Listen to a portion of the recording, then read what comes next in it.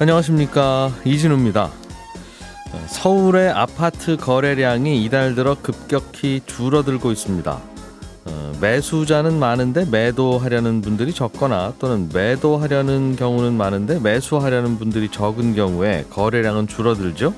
그래서 거래량이 줄었다는 이 특징은 어떻게 해석하느냐가 최근의 시장과 향후 전망을 하기 위한 핵심이 되는데, 지금 상황은 아무래도 매수자가 줄어든 상황에 좀 가까운 것 같습니다.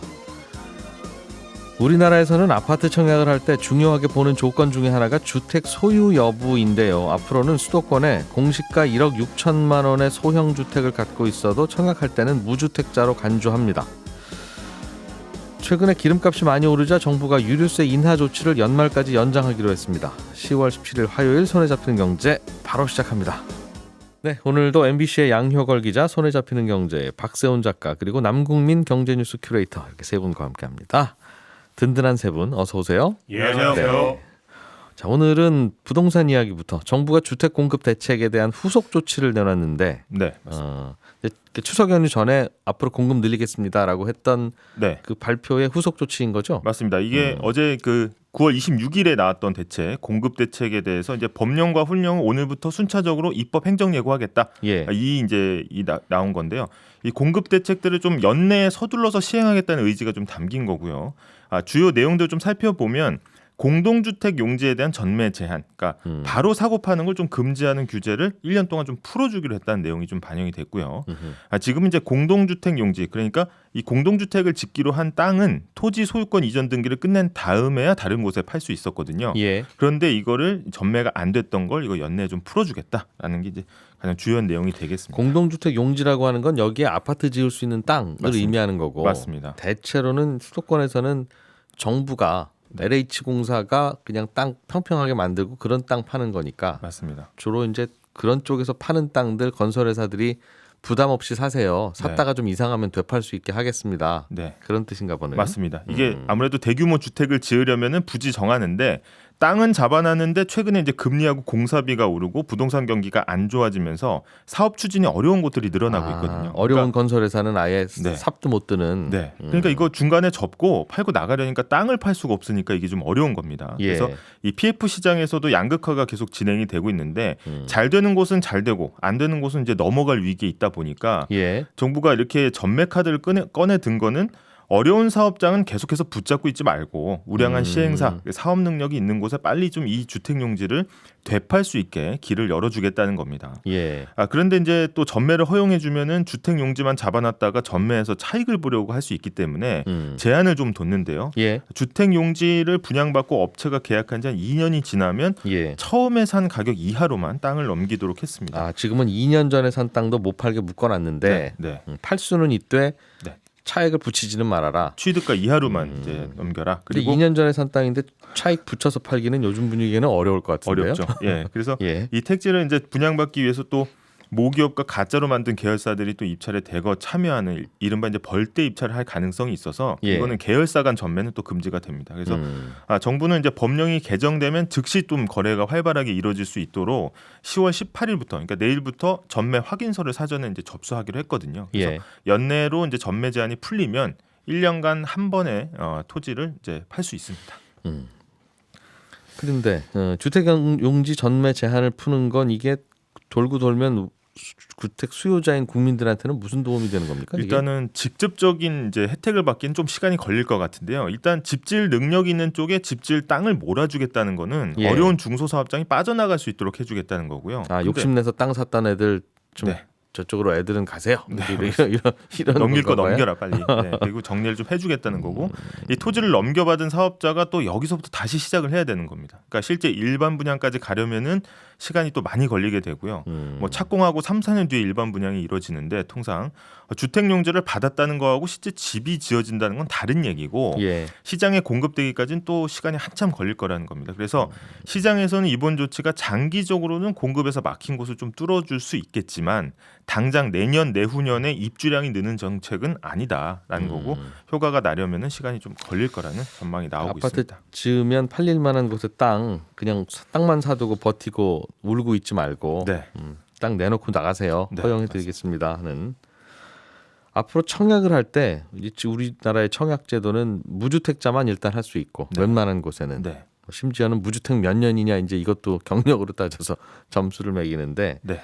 앞으로 청약할 때 무주택으로 인정되는 기준을 좀 완화하나 봐요. 맞습니다. 그러니까 시골의 작은 집은 봐준다는 건가 지금은 봅니까? 이제 소위 이제 봐준다는 기준이 소형 그리고 가격이 싼 주택, 공시 가격 기준으로 수도권은 한 1억 3천만 원 이하, 예. 그다음에 지방은 8천만 원까지는 주택수에 포함시키지 않는데 예. 청약시에는 이제 무주택으로 인정을 해주는 거죠. 예. 이 기준을 좀 올려잡겠다는 겁니다. 그러니까 범위를 좀 늘려주겠다는 건데 예. 수도권은 1억 6천만 원, 지방은 1억 원으로 기준을 높인다는 거고 예. 이게 공시가 기준이기 때문에 수도권을 봤을 때 시세가 한 2억 4천만 원이 안 되는 주택 한 채만 있는 사람은 청약 시에는 주택 없는 걸로 보겠다라는 겁니다.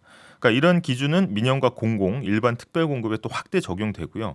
그러면 이런 대책이 어떤 효과가 있느냐 했을 때 먼저 거래 통계를 좀 살펴보면 올해 들어서 10월 15일까지 수도권에서 거래된 주택에서 2억 원 이하로 거래된 아파트 비율이 10%가 채 안 됐습니다. 예. 반면 연립과 다세대 주택 등 이제 비아파트 부분은 절반을 넘었거든요. 2억 안 되는 게. 예. 그러니까 이 부분은 비아파트를 대상으로 사실 타깃을 하고 있다는 거고 그동안 아파트 청약을 위해서 굳이 빌라나 오피스텔을 매수하지 않는 경우가 많았거든요. 무주택 기간을 길게 가져가야 되기 때문에 예. 그래서 참다가 아파트 청약을 했는데 이번에는 이제 무주택으로 인정하는 소형 저가 주택의 기준 늘려주면서 일단 지금 빌라나 오피스텔을 사더라도 청약에서 이제 불이익을 주지 않겠다라는 거고 그만큼 이제 주택을 공급하는 사업자 입장에서도 살 사람이 많아지면 사업에 좀 탄력이 좀 붙을 수가 있다라는 겁니다.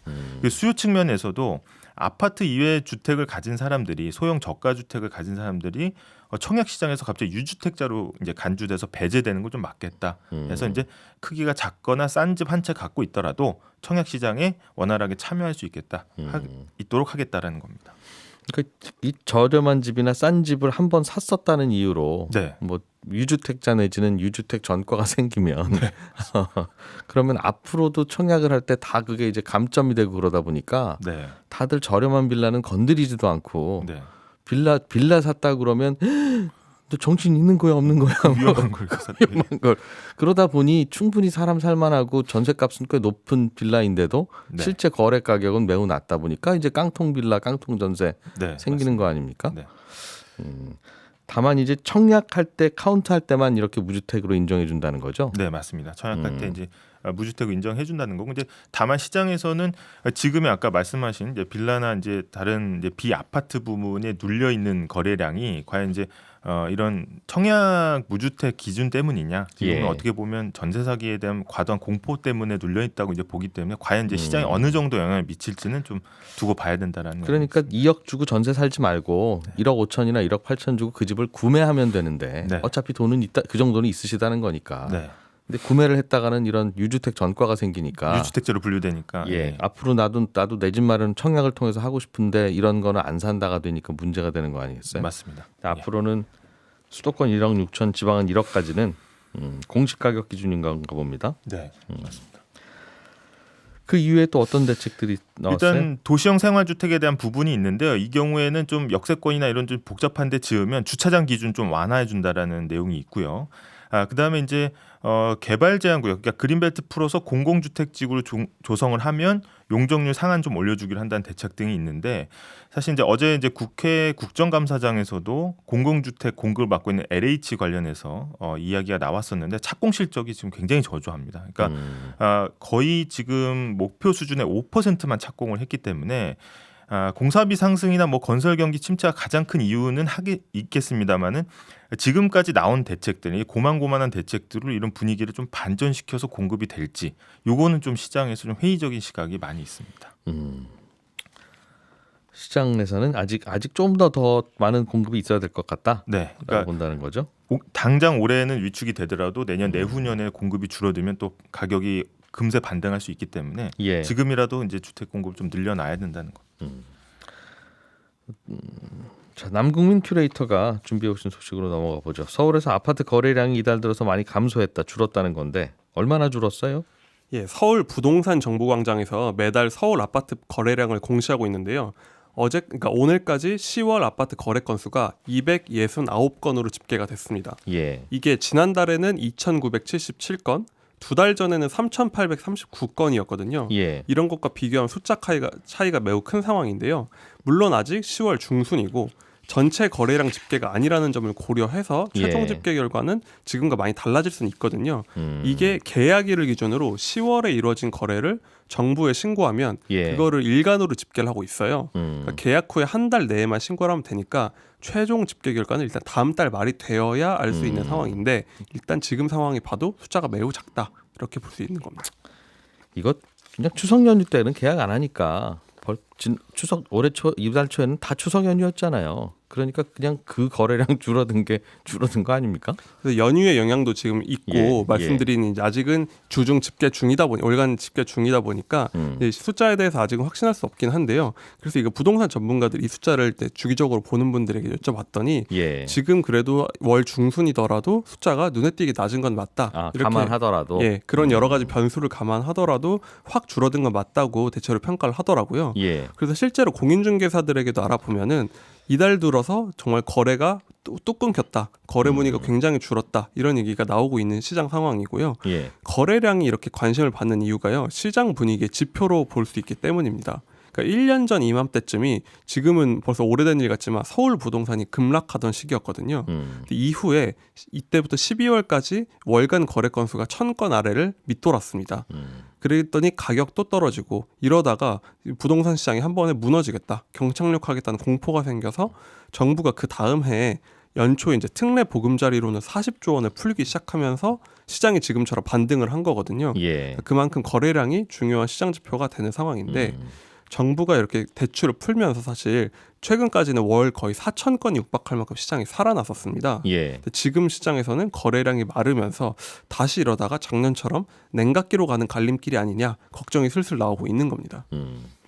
한 달 사이에 지난달만 해도 거래도 꽤 되고 뭐 반등하는 지역이 있어서 이게 뭐 그 데드캣 바운스냐 아니면 지금부터 이제 대세 상승의 다시 시작이냐 이런 논쟁도 있었습니다만 갑자기 분위기가 바뀌어서 거래가 안 되고 좀 침체되는 쪽으로 돌아선 이유는 뭐예요? 정부가 대출 규제를 확 강화했기 때문인데요. 지난번에 이 자리에서 전해드렸던 뉴스인데 지난달에 정부가 9월 27일자로 소득 요건도 안 보고 내주던 특례 보금자리론 일반형 접수를 중단하기로 했습니다. 그러니까 지금 중단이 된 거죠. 이 즈음에 시장에서 또 인기를 끌었던 50년 만기 주담대도 사실상 시장에서 이제 자취를 감췄거든요. 예. 근데 정부가 연초에는 이러다 부동산 시장 무너지겠다면서 돈을 40조 원이나 풀었는데 그리고 이걸 그동안 또 사실상 창구 지도를 통해서 은행 대출 금리도 굉장히 눌러왔다는 게 시장의 평가였거든요. 예. 그러니까 공급도 늘리고 금리도 눌러왔기 때문에 부동산 분위기가 좋았는데 이게 9월 말 들으면서 갑자기 확 변한 겁니다. 근데 이게 생각보다 대출이 너무 잘 나가니까 생긴 일인데 너무 많이 빌리니까 가계부채가 너무 커진다 이러면서 수도꼭지를 확 잠근 거예요. 그러니까 대표적인 게 50년 만기 주담대 상품은 정부가 길을 터줘서 은행들은 만든 거거든요. 만들라는 건가 보다. 그래서 예. 만든 건데 갑자기 정부가 최근에 너 이거 너무한 거 아니냐. 노인한테도 이걸 빌려주면 어떡하냐 이러면서 이제 혼이 났죠. 그래서 가계빚 주범으로 지목이 되면서 으름장을 놨는데 그러다 보니까 9월에 분위기가 확 변했고 시장도 그 결과로 급랭하고 있다 이렇게 볼 수 있습니다. 결국은 금융을 좀 조이니까 다시 시장 분위기가 바뀌는 것 같다는 말씀이군요. 그렇습니다. 네. 그러면 앞으로도 이걸로 조절하면 되겠습니다. 좀 거래가 줄어들고 다시 시장이 냉각된다 싶으면 다시 대출을 좀 풀어주고 그랬다가 아니면 다시 조이고. 그래서 지금 시간이 아직 지나봐야 평가를 더 할 수 있겠지만 결국 요즘 나온 얘기는 올해 이루어진 아파트값 반등이 결국 정부의 대출 공급 늘리기 조이기로 나온 결과가 아니냐 이런 평가가 나오고 있는 겁니다. 예. 만약에 집값 상승이 구매력 증가나 다른 요인 때문이 아니라 말씀하신 정부의 정책 방향의 결과라고 하면 앞으로의 새로운 카드가 없다면 지금 시장 가격은 좀 불안할 수 있지 않냐 이런 평가가 나올 수밖에 없고요. 사실 정부 정책 외에도 변수가 있었는데요. 바로 금리입니다. 그러니까 금리도 오르고 있는데요. 변동금리 주담대 기준이 되는 게 코픽스 금리인데 예. 이게 연중 최고치를 기록했습니다. 아 최근에. 네. 9월 기준 3.82%로 나왔는데요. 예. 이게 직전보다 비교하면 0.16%포인트 늘어난 수치고요. 가장 낮았던 4월과 비교하면 0.4%포인트 오른 수치입니다. 그러면 주택담보대출을 변동금리로 받으신 분은 이달 나간 대출 금리가 올해 들어서는 제일 많이 빠져나갔다는 뜻이네요. 이게 이제 갱신한 주기가 있다 보니까 바로 되진 않겠지만 신규로 받는 분들은 저번에 받았던 분들보다는 더 비싸게 받을 수밖에 없는 상황이 된 거죠. 이게 이렇게 된 이유가 결국은 미국의 금리 인상에 직격탄을 맞은 건데요. 최근에 한 번에 미국채 금리가 4.8%까지 뛰어가지고 시장이 깜짝 놀랐는데 이게 8월만 돼도 3.7%였거든요. 미국 10년물 국채 금리가 그렇습니다. 8월에 3.7이었는데 겨우 10월인데 4.8이에요? 그렇죠. 그러니까 무슨 이게 작은 나라도 아니고 미국채 금리가 이렇게 뛴 거죠. 참. 그랬더니 네. 이랬던 시중 금리, 미국 시중 금리가 올라가고 그럼 한국 돈도 빨려 들어가고 은행채 금리도 높아지고 하다 보니 돌고 돌아 주담대 금리 상승까지 이어진 겁니다. 네. 그리고 여기다가 또 이제 대출자들이 부담을 키우는 게 있는데요. 은행들의 기준이 되는 금리도 올랐지만 직접 붙이는 가산 금리도 올라가고 있습니다. 그러니까 은행 마진. 네, 은행들이 이제 얼마 받아야겠다 추가하는 게 있는데 국민은행 등 주요 은행이 이달 들어 가산 금리를 0.2% 포인트 높였거든요. 그러니까 정부에서 대출 너무 많이 나간다 혼났잖아요. 그랬더니 그럼 어쩔 수 없다 금리를 높인다 이런 식으로 대응을 하고 있는 거죠. 그랬더니 이제 사람들의 원래는 이전까지는 주담대 금리가 거의 막 4% 초반 심지어 3%대까지 나온다고 할 정도로 이게 뭐 한국은행 기준금리랑 큰 차이가 없다 이런 얘기가 나올 정도였거든요. 그랬더니 이게 사실상 다시 시장금리가 제자리를 찾아가고 있다 이렇게 볼 수 있는 겁니다. 그렇군요. 그러면 앞으로 부동산 시장은 어떻게 될까? 이게 또 이제 궁금한데 그 말씀은 올해 들어서 반등하는 게 좀 꺾이는 분위기라는 뜻이니까 네. 앞으로는 그럼 계속 꺾여요? 아니면 이러다 또 다시 올라요를 뭘 보면 알 수 있겠습니까? 그래서 지금까지는 이제 정부의 정책 그리고 금리라는 변수를 말씀드렸는데 또 한 가지 주목받는 게 전세 가격입니다. 그러니까 한국 부동산 시장은 다른 대출을 줄여도 결국 전세가 또 다른 이제 물이 들어오는 공급처 역할을 하잖아요.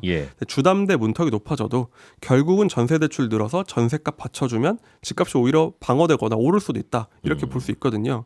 근데 일단은 최근 수도권 전세값은 전년 대비 좀 오르는 추세입니다. 그러니까 전세 대출 금리가 저렴해진 것도 있고 비아파트가 요즘에 전세 들어가려는 사람이 꺼리니까 어떻게든 다들 아파트 전세 들어가려고 해서 좀 수요가 받쳐지거든요. 그런데 결국은 이제 좀 비관적으로 보는 분들은 이것도 결국 금리 인상 타격 받을 수밖에 없다는 거예요. 이게 국토부 실거래가 접수한 걸 보면은 올해 1월부터 9월 사이에 이제 서울 아파트 전세 갱신 계약 중에 42%가 전 계약보다 가격이 낮아졌거든요. 그러니까 제가 10억에 줬던 전세가 이번에 연장할 때는 8억 이렇게 줄어든 거예요.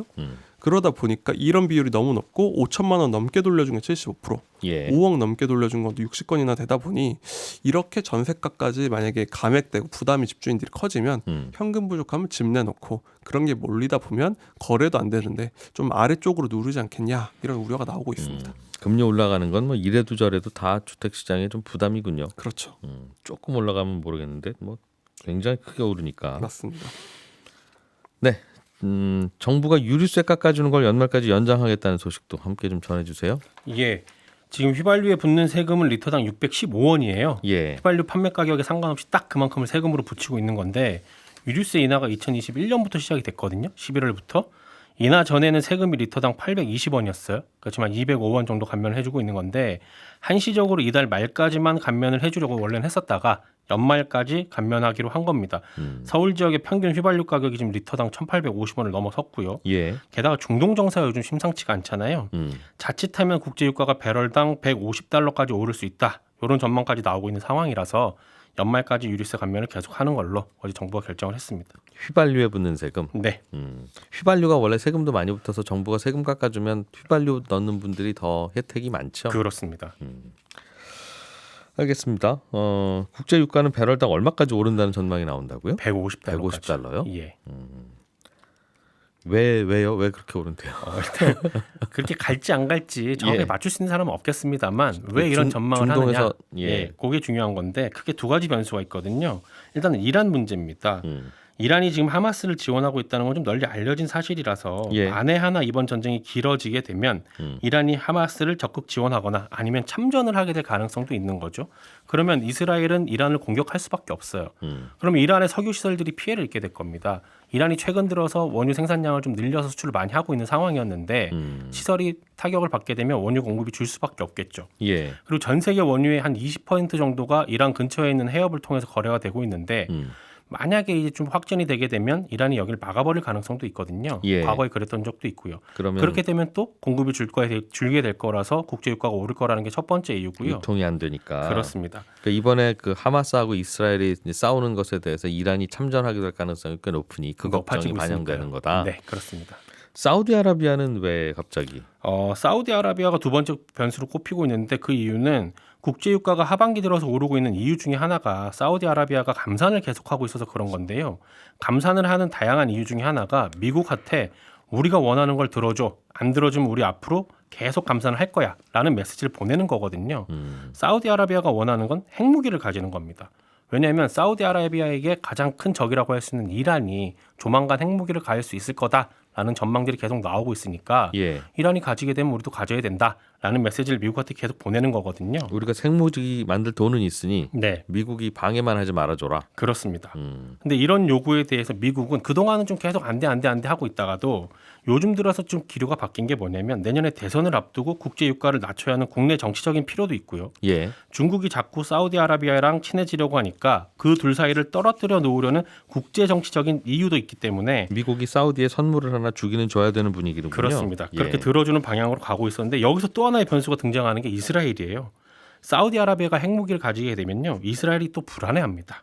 그래서 미국은 최근까지 사우디아라비아랑 이스라엘의 둘 사이를 중재를 하면서 서로 가까워지게 만들고 있는 중이었거든요. 사우디한테 핵무기 선물을 주기는 줘야 되는데 네, 바로 옆 나라인 이스라엘이 싫어하니까. 네, 그러면 사우디랑 이스라엘이랑 안 싸우면 될 거 아니냐. 그렇습니다. 둘이 친하게 만들면 되는 겁니다. 그럼 핵무기가 있건 뭐가 있건 하는 게 없으니까. 그렇죠. 그래서 최근까지 쭉 그렇게 하고 있었는데 하마스가 이제 이스라엘을 침공을 하면서 미국의 계획이 상당히 틀어진 겁니다. 왜냐하면 사우디아라비아는 팔레스타인의 편을 들어줄 수밖에 없는 역사적 종교적 배경이 있기 때문에 중동 이슬람의 여기가 거의 뭐 큰아버지 같은 나라니까요. 그렇죠.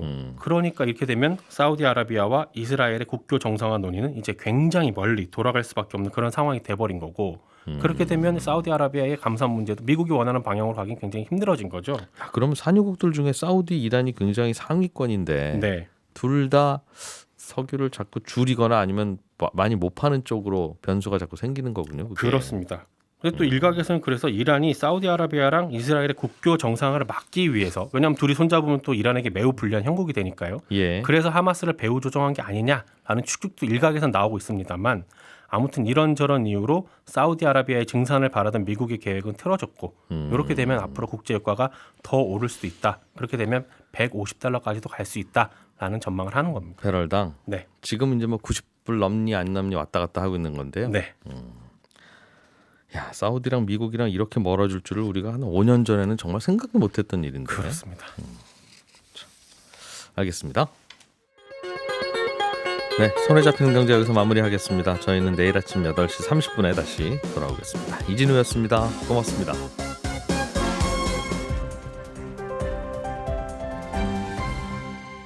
경제를 생각하는 사람들의 즐거운 습관. 이진우의 손에 잡히는 경제.